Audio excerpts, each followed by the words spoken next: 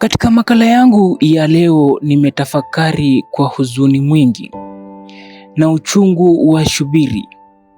Nikajiuliza kwa nini? Kwa nini?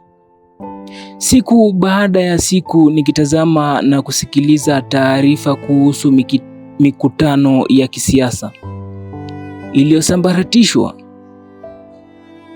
Waliohusika wengi wao ni vijana kama mimi na wewe. Lakini swali langu ni moja tu. Kwa nini? Kwa nini ukubali kutumiwa kama kifaa cha kuharibu? Kwa nini utumie nguvu zako kuzima sauti ya wengine? Kwa 200 au ahadi isiyo na uhakika. Lazima tujiulize, baada ya fujo hizo, maisha yetu hubadilika vipi? Tunapomaliza kutumiwa, jamii hutuona vipi? Na hao wanasiasa hutupuuza kama ganda la miwa. Wakati wao wanarudi kwenye magari yao ya kifahari, sisi tunabaki na majeraha, aibu na kesi mahakamani. Mbona tujikubali kudharauliwa? Wetu tumekuwa kama misuli ya wanasiasa. Wakisema twende, tunaenda. Wakisema vunja, tunavunja. Wakisema choma, tunachoma. Lakini wao wanaishi majumba ya kifahari. Wako na ulinzi mkali usiku na mchana. Watoto wao wanasoma mataifa ya nje. Na sisi tunabaki vichochoroni, mitaa ya mabanda. Hakuna maji, hakuna vyoo, hakuna ulinzi wa kutosha. Tunabaki tukilia njaa na majeraha, hata hospitali hatuna. Siasa ni msimu, lakini jina lako litabaki. Kumbuka, wanasiasa hawa huwa marafiki kwa siri, lakini wanatutumia kama maadui hadharani. Tafakari haya.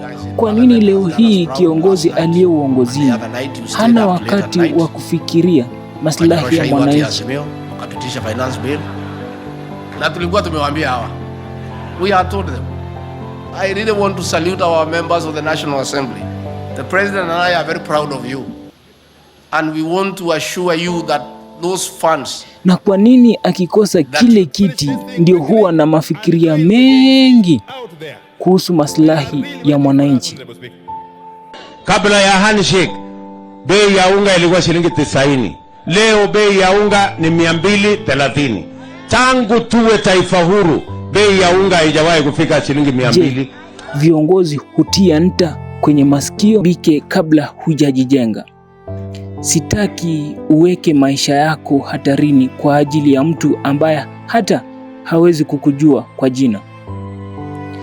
Wasia wangu kwa viongozi: ninyi mnaojivika vazi la uongozi, lakini kwa ndani mmejificha sumu ya uharibifu. Msifikiri kuwa taifa halitaamka mnapowatumia vijana kuvuruga mikutano ya wapinzani wenu. Machafuko hayo yatawakumba nyinyi wenyewe. Kumbuka hili, vijana mnaotumia leo ndio watakaogeuka kesho. Taifa mlalolivuruga leo ndilo litatamka hukumu yenu kesho. Damu inayomwagika kwa mikutano itakuwa alama isiyofutika katika historia ya aiba yenu. Historia haitasahau katu. Hamwezi kuendelea kueneza uoga kwa kutumia njaa ya vijana na ukosefu wa kazi kama silaha. Acheni kuwatumia vijana kama ngao zenu za kisiasa. Msifikiri kuwa nguvu za pesa zenu zitafunika ukweli. Vijana wanazidi kuamka. Elimu wanao, maarifa wanao, na muda si mrefu watawauliza, mlitufanyia nini? Na mtahukumiwa si tu na sheria, bali na dhamira zenu. Tushirikiane kujenga taifa lenye siasa safi, siasa ya hoja, na si ya matusi wala mapanga. Nguvu yetu ndio umoja wetu. Tukiwa na hiyo umoja, tukishikana pamoja, hakuna kitu ambacho kitatushinda, kwa sababu Mungu wetu ndio anatuongoza. Misia zangu, mimi ni Levis Murunga.